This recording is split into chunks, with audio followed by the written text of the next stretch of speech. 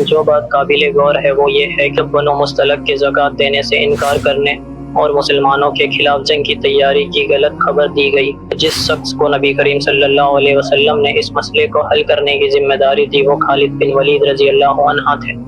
اس سے ظاہر ہوتا ہے کہ نبی کریم صلی اللہ علیہ وسلم کو ان کی صلاحیتوں پر کتنا بھروسہ تھا، ان کی فطری دانائی اور حکمت پر، اور ان کے دور اندیش اور بہادر فیصلہ کرنے کی صلاحیت پر۔ انہوں نے اپنے جنرل کو مشورہ دیا کہ پرسکون اور صبر سے کام لے، کیونکہ انہیں اندیشہ تھا کہ خالد بن ولید رضی اللہ عنہ غصے میں آ کر جلد بازی نہ کر بیٹھے اور خدا نخواستہ کوئی ناقابل تلافی نقصان ہو جائے۔ بنو خزیمہ کے معاملے میں ایسا ہو چکا تھا۔ خالد بن ولید رضی اللہ عنہ اس جنگ سے کامیابی کے ساتھ واپس آئے۔ ان کی شان اور طاقت ایسی تھی کہ دشمن ان کا نام سن کر کانپ اٹھتا تھا۔ دوسری طرف مسلمانوں کو ان کی موجودگی سے طاقت ملتی تھی۔ ان کی قیادت میں مسلمان ہر طرف فتح اور کامیابی حاصل کرتے گئے اور اسلام کا پرچم کئی ملکوں میں بلند ہوا۔ روم اور پرشیا کی عظیم سلطنتوں کی طاقت ٹوٹ گئی۔ بلا شبہ خالد بن ولید رضی اللہ عنہ بلند اور عظیم مقام پر فائز تھے۔ تابوک المدینہ سے تقریباً 686 میل شمال کی طرف ایک وادی ہے۔ 9 ہجری کے سخت گرمی کے موسم میں نبی کریم صلی اللہ علیہ وسلم ایک مشکل اور تھکا دینے والے سفر کے بعد 30,000 مسلم مجاہدین کے لشکر کی قیادت کرتے ہوئے وہاں پہنچے۔ انہوں نے دیکھا کہ اس زمین پر پانی بہت کم تھا اور ہلکا سا پانی رس رہا تھا۔ انہوں نے حکم دیا کہ تھوڑا سا پانی ایک چھوٹے برتن میں جمع کیا جائے تاکہ وہ وضو کر سکے۔ پھر انہوں نے اپنی چہرہ اور ہاتھ دھوئے اور باقی پانی اسی جگہ واپس ڈال دیا جہاں سے پانی نکل رہا تھا۔ جیسے ہی انہوں نے پانی ڈالا، زوردار آواز کے ساتھ پانی کا چشمہ پھوٹ پڑا۔ مجاہدین سخت گرمی اور تھکان سے ٹوٹ رہے تھے۔ ایسے وقت میں پانی کی فراوانی اللہ کی بڑی رحمت تھی۔ پوری فوج نے پانی پیا، طاقت حاصل کی اور اللہ کا شکر ادا کیا۔ نبی کریم صلی اللہ علیہ وسلم نے معاذ بن جبل سے فرمایا، اگر تم لمبی زندگی پاؤ تو اس جگہ پر ہریالی اور زرخیز باغ دیکھو گے۔ ان کی یہ پیشگوئی لفظ بلفظ سچ ثابت ہوئی۔ وہ معجزانہ چشمہ زمین کے لیے برکت اور زرخیزی کا سبب بنا، اور آج بھی یہ علاقہ سب سے زیادہ ہرا بھرا اور زرخیز مانا جاتا ہے۔ جو دیکھنے والوں کے اس فاؤنٹین کو تابوک کہا جاتا ہے اور لوگ اس تاریخی جگہ پر چشمہ دیکھنے اور لطف اٹھانے آتے ہیں۔ نبی کریم صلی اللہ علیہ وسلم تابوک کی طرف اس لیے روانہ ہوئے تھے کیونکہ شام سے آنے والی ایک تجارت قافلے نے اطلاع دی تھی کہ روم کا بادشاہ المدینہ پر حملہ کی تیاری کر رہا ہے۔ کئی عرب قبائل بھی اس کے ساتھ مل گئے تھے تاکہ مسلمانوں کو زمین سے مٹا دیا جائے۔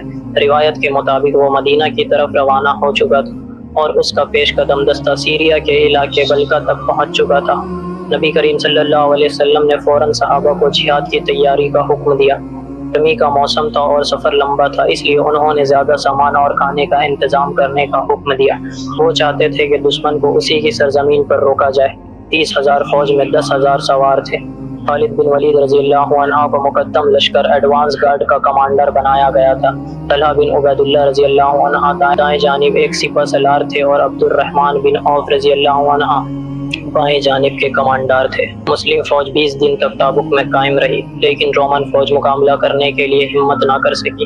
روم کے بادشاہ ہرقول نے جاسوس بھیجے تاکہ مسلم فوج کی طاقت اور تیاری کا اندازہ لگا سکے۔ جو کچھ اس نے سنا اس سے وہ خوف زدہ ہو گیا اور اس نے بہتر سمجھا کہ اپنی فوج کے ساتھ واپس لوٹ جائے۔ اگرچہ تابوک میں کوئی حقیقی جنگ نہیں ہوئی، لیکن دو بڑے فائدے حاصل ہوئے۔ شام کا بادشاہ مسلمانوں کی شان اور طاقت سے بہت متاثر ہوا۔ تابوک میں تقریباً 3 ہفتوں کے قیام کا فائدہ اٹھاتے ہوئے نبی کریم صلی اللہ علیہ وسلم نے گرد و نواح کے قابل میں پیغام اسلام پھیلانے کے لیے وفد اور نمائندے بھیجے۔ مجاہدین نے تابوک میں ایک مسجد بھی تعمیر کی۔ اس دعوتی کام کے نتیجے میں کئی سرداروں نے اسلام قبول کیا۔ کئی عیسائی سرداروں نے بھی مسلمان کی شان اور قوت دیکھ کر اثر لیا اور نبی کریم صلی اللہ علیہ وسلم کے سامنے حاضر ہو کر امن اور صلح کے معاہدے کیے۔ نبی کریم صلی اللہ علیہ وسلم نے خالد بن ولید رضی اللہ عنہ کو 500 مجاہدین کے ایک دستہ کا کمانڈر مقرر کیا تھا تاکہ دومت الجندل کے سردار عقیدار بن عبد الملک کو گرفتار کرے۔ نبی کریم صلی اللہ علیہ وسلم نے انہیں بتایا کہ انہیں شکار کرتے ہوئے پائیں گے اور چاہتے تھے کہ اسے زندہ پکڑ کر لایا جائے۔ اپنے تیز عرب گھوڑوں پر سوار خالد بن ولید رضی اللہ عنہ اور ان کے ساتھی رات کے وقت دومت الجندل پہنچ گئے۔ کماندار نے اپنے آدمیوں کو ہدایت دی کہ دھیمی آواز میں بات کرے اور گھوڑے بھی آہستہ چلائے۔ ماحول بالکل پرسکون اور خاموش تھا۔ عقیدار بن عبد الملک اپنی بیوی کے ساتھ بیٹھا شراب پی رہا تھا۔ اچانک جنگل سے ایک سفید ہرن نکل کر قلعے کے دروازے سے اپنا سر ٹکرانے لگا۔ کی بیوی نے کہا کہ تمہارا پسندیدہ شکار خود دروازے پر آ گیا ہے، موقع ضائع نہ کرو اور جلدی کرو۔ اس نے اپنا جام رکھ دیا، فوراً اٹھا اور اپنا تیر کمان اٹھا لیا۔ اس نے اپنے بھائی حسن اور کچھ غلاموں کو ساتھ چلنے کے لیے بلایا۔ گھوڑے پر سوار ہو کر وہ شکار کے پیچھے قلعے سے باہر نکلا۔ ابھی وہ کچھ ہی قدم آگے بڑھا تھا کہ خالد بن ولید رضی اللہ عنہ اور ان کے ساتھیوں نے اسے گھیر لیا۔ وہ شکار کرنے نکلا تھا لیکن خود شکار بن گیا۔ اس کا بھائی حسن مقابلہ کرتے ہوئے مارا گیا۔ عقیدار نے ہتھیار ڈال دیے اور اسے زندہ نبی کریم صلی اللہ علیہ وسلم کے خدمت میں پیش کیا گیا۔ نبی کریم صلی اللہ علیہ وسلم نے اس سے کوئی انتقام نہیں لیا بلکہ بزرگ دلی کا مظاہرہ کرتے ہوئے اسے معاف کر دیا اور ایک مقرر جزیہ ٹیکس لگا کر اسے اپنے علاقے کا حکمران رہنے دیا۔ جب دومت الجندل کا سردار نبی کریم صلی اللہ علیہ وسلم کے سامنے حاضر ہوا تو وہ بہت قیمتی ریشم کا لباس پہنے ہوئے تھا جو سونے اور جواہرات سے سجا ہوا تھا۔ صحابہ نے جب اس کی شان و شوکت دیکھی تو حیران ہوئے۔ نبی کریم صلی اللہ علیہ وسلم نے فرمایا کہ جنت میں سعد بن معاذ رضی اللہ عنہ کا رومال بھی اس لباس سے کئی زیادہ بہتر اور قیمتی ہوگا۔ خالد بن ولید رضی اللہ عنہ صرف ایک فتح مند جنرل ہی نہیں تھے بلکہ اسلام کے داعی کے طور پر بھی بہت کامیاب اور مؤثر ثابت ہوئے۔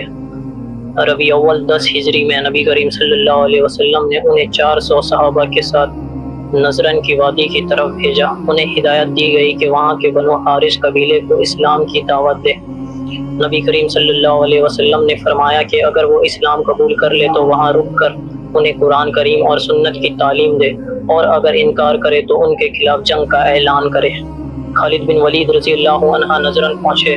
سب سے پہلے انہوں نے لوگوں سے پر اسرار اور فصیح انداز میں اسلام کے بارے گفتگو کی اور انہیں اس میں داخل ہونے کی دعوت دی۔ انہوں نے نصیحت کی کہ ان کے لیے بہتری اسی میں ہے کہ اسلام قبول کر لیں، ورنہ دنیا کی کوئی طاقت انہیں ذلت اور رسوائی سے نہیں بچا سکتی۔ اگر وہ بات مان لے تو ان کے لیے خوشحالی ہے۔ ان کا لہجہ بہت پر اسرار اور طاقتور تھا، گویا پوری وادی خاموش ہو کر سن رہی ہو۔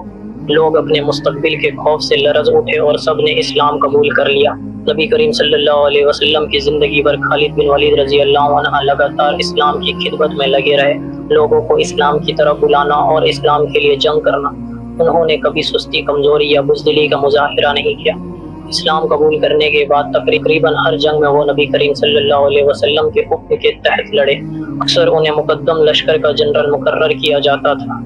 اس سے ظاہر ہوتا ہے کہ نبی کریم صلی اللہ علیہ وسلم ان پر ہمیشہ بھروسہ تھا، اور جب نبی کریم صلی اللہ علیہ وسلم اس فانی دنیا سے رخصت ہوئے تو وہ اپنے پسندیدہ مجاہد اور جنرل خالد بن ولید رضی اللہ عنہ کی باتوں سے بہت خوش ہوئے۔ یہ ایسا عظیم شرف ہے کہ دنیا کی ساری دولت، حکومتوں کے تمغے اور انعامات اس کے مقابلے میں کچھ بھی نہیں۔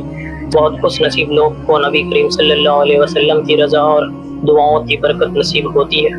نبی کریم صلی اللہ علیہ وسلم جو تمام جہانوں کے لیے رحمت بن کر آئے، 63 سال کی عمر میں ایک مکمل اور کامیاب زندگی گزار کر اپنے رب سے جا ملے۔ صحابہ غم اور صدمے سے ٹوٹ گئے، انہیں یوں محسوس ہوا جیسے آسمان ٹوٹ کر گر پڑا۔ عمر فاروق رضی اللہ عنہ اتنی زیادہ جذباتی ہو گئے کہ وہ اس حقیقت کو تسلیم نہ کر سکے۔ وہ ننگی تلوار لے کر گھومنے لگے اور دھمکی دینے لگے کہ جو بھی کہے گا کہ نبی کریم صلی اللہ علیہ وسلم انتقال ہو گیا ہے وہ اسے قتل کر دیں گے۔